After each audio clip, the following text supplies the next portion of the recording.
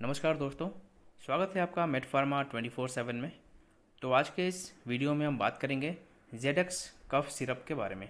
तो चलिए video start करते हैं। Zedex cough syrup doctor Reddy's द्वारा मैन्युफैक्चर किया जाता है, जो कि 100 ml के बोतल में आता है और इसके एक बोतल की प्राइस है 158 रुपीज़।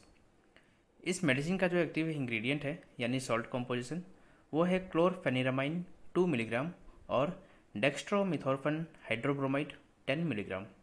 बात करेंगे इसके यूजेस के, यानी किस मेडिकल कंडीशंस में इस दवा को इस्तेमाल किया जाता है।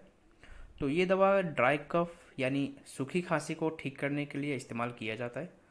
तो अगर आपको खांसी हो गई हो, खांसते वक्त आपके खांसी में म्यूकस नहीं आ रहा, तो आप इस दवा को ले सकते हैं।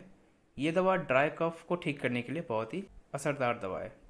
ये कई तरह की एलर्जिक सिम्टम्स जैसे runny nose, watery eyes, sneezing या थ्रोट इरिटेशन से भी राहत दिलाता है। बात करेंगे इसके डोज के, तो अगर आप एडल्ट हैं तो आप इसके 2 चम्मच ले सकते हैं दिन में 3 से 4 बार। अगर आप इसे बच्चे के लिए दे रहे हैं तो बच्चों में आप इसे 1 चम्मच दे सकते हैं दिन में 2 से 3 बार, या फिर आपके डॉक्टर ने आपके कंडीशन को देखते हुए जिस प्रकार इसका डोज रिकमेंड किया है आप वो भी फॉलो कर सकते हैं।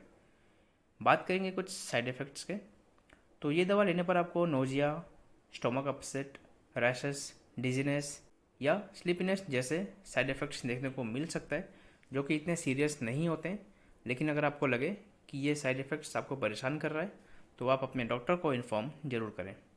बात करेंगे कुछ प्रिकॉशंस के, यानी ये दवा लेने के दौरान हमें किन बातों का ख्याल रखना है।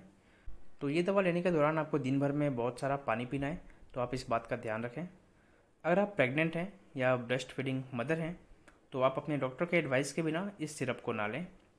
अगर आप किसी और मेडिकेशंस पर हैं, आप किसी और डिजीज़ का मेडिसिन ले रहे हैं, तो आप अपने डॉक्टर को इन्फॉर्म ज़रूर करें।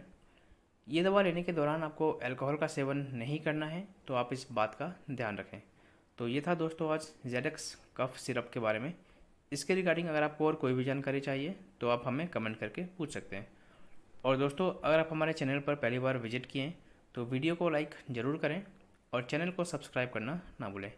तो आज के लिए इतना ही, मिलते हैं अगले वीडियो में। धन्यवाद।